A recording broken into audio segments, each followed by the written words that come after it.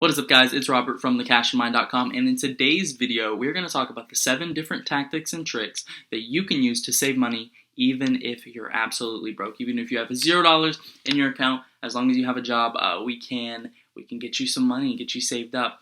But if you like this video and you've been watching some of my other videos, please make sure to subscribe because it really helps with growing the channel. We've done amazing so far, 44 subscribers, and I've only been had this for maybe 2 or 3 weeks now. And I'm very, very excited for you guys to watch what I have in store in the future. And make sure to please like this video, comment down below because it really helps with the engagement of the channel. I reply to all of the comments, so if you say something to me, 100% I will read it.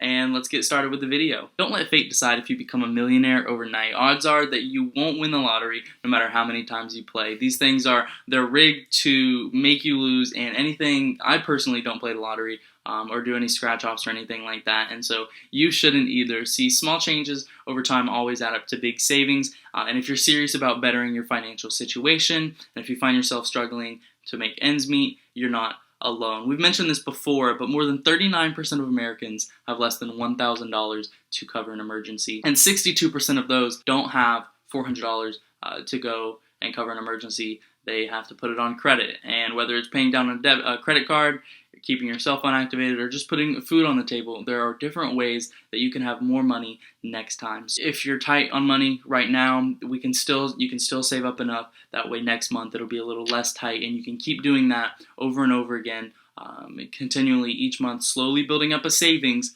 net, and then you'll be able to be in a more secure financial situation. But you shouldn't give up on what's important when it comes to finances. See, don't focus on what you can't do. Focus on what you can do.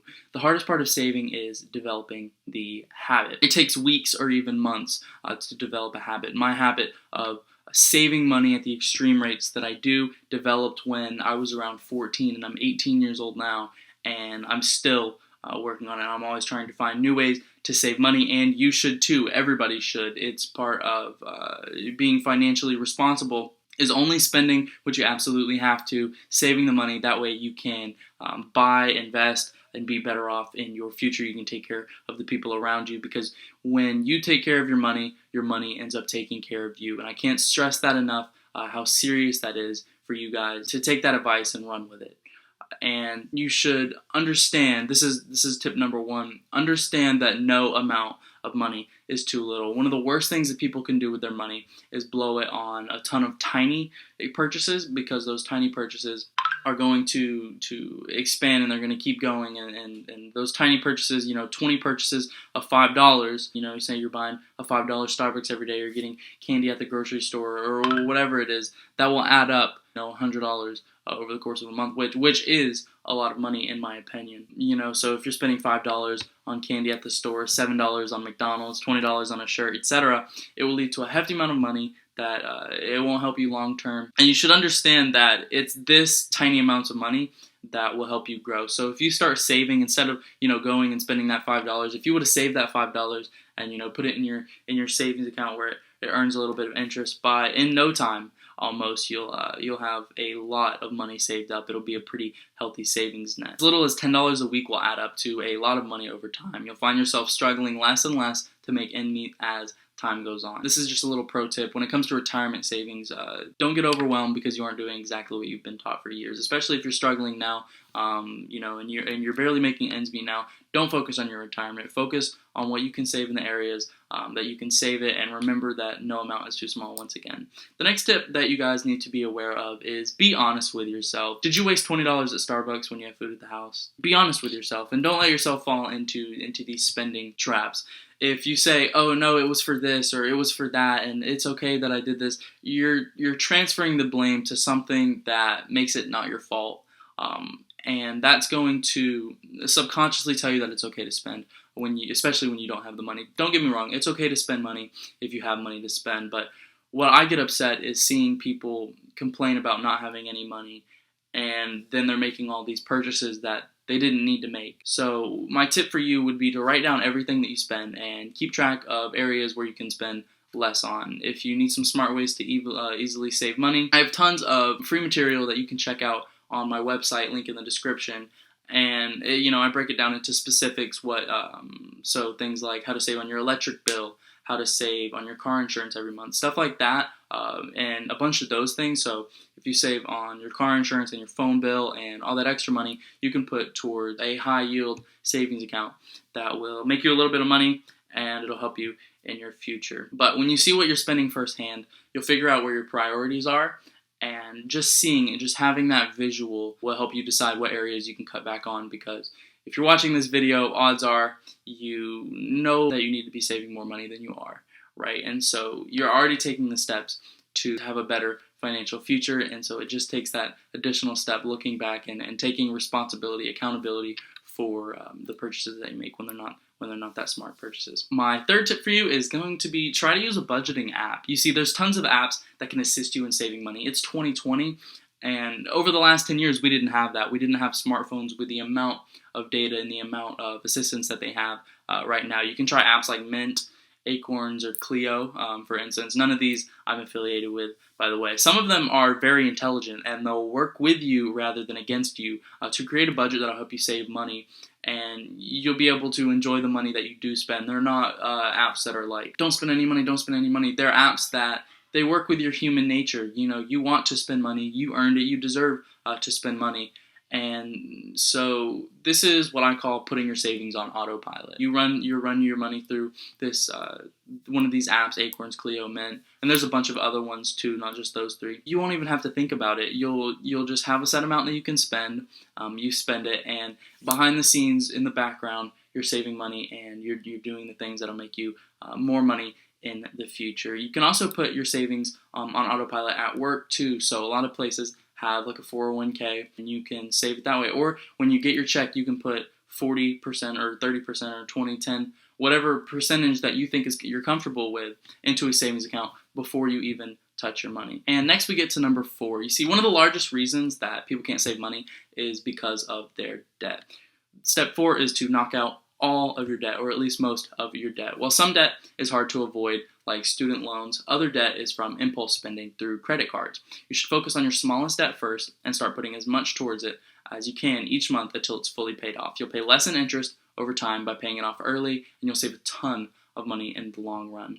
Knocking out your debt, I made a video previously, and you can check that out. It's going to be in the link in the description. Debt holds you back. So if you look at, you have a car payment, you have a mortgage that you have to pay every month, or you have, credit card payments that you have to. If you just imagine that you didn't have a mortgage and you didn't have to pay that money, or you didn't have a car loan, your car loan was paid off, or you weren't in debt, think about how much money you could be saving every single month, right? And that's just extra money that you could be putting towards investing and saving and all of this stuff that's going to get you wealthy.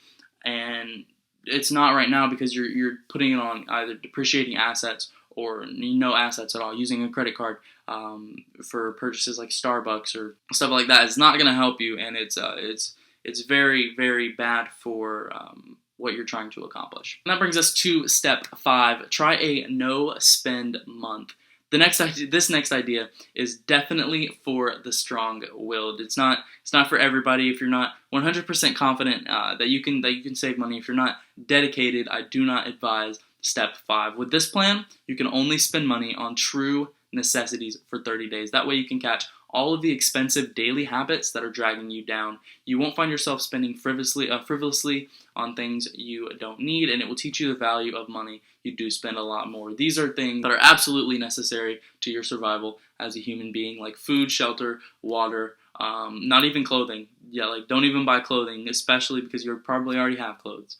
Right? And that's it. That's all you buy for the month. You don't go out to eat. You don't go to the movies. You don't go anywhere. You don't drive anywhere that you don't need to be driving. Be able to understand the difference between a want and a need. And it's a very powerful way to keep your money in check. It shouldn't be seen as a way to punish you for a month, but it should be a way for you to see your finances in a new light. You'll be able to cut back. You'll be more appreciative of the money that you do spend. You'll be able to save money, and you'll stop being broke a lot quicker. My next tip for you is to keep your money safe. Cash is no longer king. I talked about this in a video that I made a while back, and I believe that keeping your money digital has taken over the currency market for the better. If you don't already have a bank account with a debit card or a credit card that is completely paid off that you can make all your purchases on and pay it off every month, it should be on your to-do list. You'll have a lot of more protection against stolen money and fraudulent activity. If you lose cash, you're out of luck. There's almost no way to get it back. But when you do have a lot more protections with a bank, not to mention you'll collect interest on your money when using a credit union, because they oftentimes give interest even on your checking account, or a regular bank, which will give you interest on most of the time your savings account.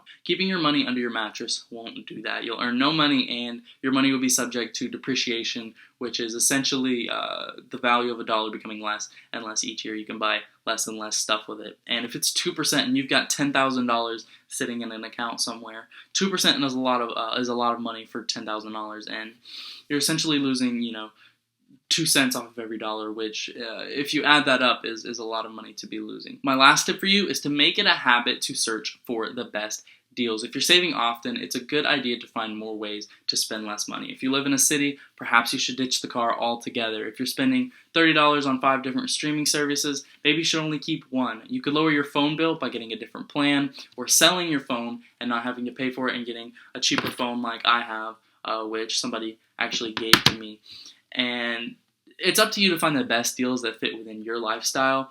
And so if an iPhone 6 isn't for you and you need to have the best thing, I can't fault you for that, but I'm just saying that you need to find as many ways to save money as you can. It's always crucial that you can cut back, whether it's going to the grocery store, paying for gas, getting cash back on all your purchases, anything like that.